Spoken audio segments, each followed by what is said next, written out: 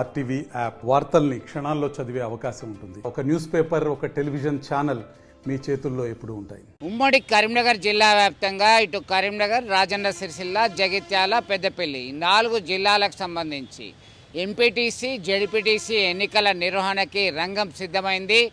42% బీసీలకి రిజర్వేషన్ కల్పిస్తూ జీవో జారీ చేసినటువంటి నేపథ్యంలో రిజర్వేషన్ల ప్రక్రియ ప్రారంభమవుతున్నది. ఇప్పటికే ఉపాధ్యాయులకి వివిధ డిపార్ట్మెంట్లో పనిచేస్తున్నటువంటి ప్రభుత్వ ఉద్యోగులందరికీ కూడా శిక్షణ ఇస్తున్నటువంటి పరిస్థితి. ఇటు ఉమ్మడి జిల్లా వ్యాప్తంగా శిక్షణ కొనసాగుతుంది. నేడు సాయంత్రం వరకు రిజర్వేషన్లు పూర్తవుతాయనే ఆశావహ దృక్పథంతో ఎదురుచూస్తున్నారు ఇటు అభ్యర్థులు. వార్డు మెంబర్లు, గ్రామాలకు సంబంధించినటువంటి వార్డు మెంబర్లకు సంబంధించి ఎంపీడీఓ రిజర్వేషన్లను ఖరారు చేస్తారు. అలాగే ఎంపీటీసీ, జడ్పీటీసీలకు సంబంధించి, ఎంపీపీలకు సంబంధించి, జడ్పీటీసీలకు సంబంధించి పూర్తి అధికారాలు మాత్రం జిల్లా కలెక్టర్కు ఉంటుంది. ఇటు ఆర్డీఓ, ఎంపీడీఓ, జిల్లా కలెక్టర్ల సమన్వయంతో ఈ రిజర్వేషన్ల ప్రక్రియ పూర్తిగానుంది. మరి 42% రిజర్వేషన్ల ప్రక్రియకు సంబంధించి మార్గం సుగమం అవుతుందా? ఇప్పటికే ఇటు కాంగ్రెస్కు సంబంధించినటువంటి బీసీసీఎల్ నాయకులు సంబరాలు జరుపుకుంటున్నారు.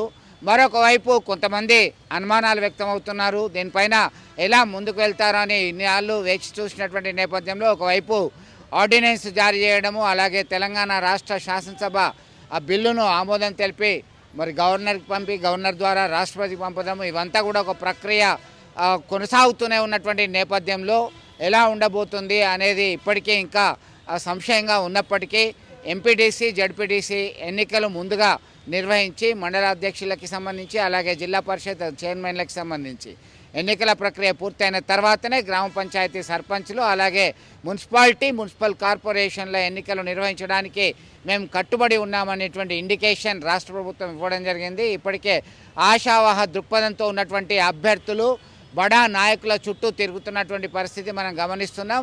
వారికి ఆయా ప్రాంతాల్లో ఉన్నటువంటి బలగం గురించి చెప్తున్నారు. అయితే ప్రధాన పార్టీ నాయకులు మాత్రం అన్ని రకాల సర్వేలు చేసిన తర్వాతనే మీకు టికెట్ ఇస్తామనేటువంటి అష్యూరెన్స్ అయితే ఇస్తున్నటువంటి పరిస్థితి. మొత్తం మీద ఎన్నికల హడావుడి అయితే ఈ శిక్షణతో కొనసాగుతుందని చెప్పొచ్చు. మరిన్ని వీడియోస్ కోసం ఛానల్ ని సబ్స్క్రైబ్ చేయండి. లేటెస్ట్ అప్డేట్స్ కోసం వాట్సాప్ ఛానల్ ని ఫాలో చేయండి. అండ్ లింక్ డిస్క్రిప్షన్ లో ఉంది.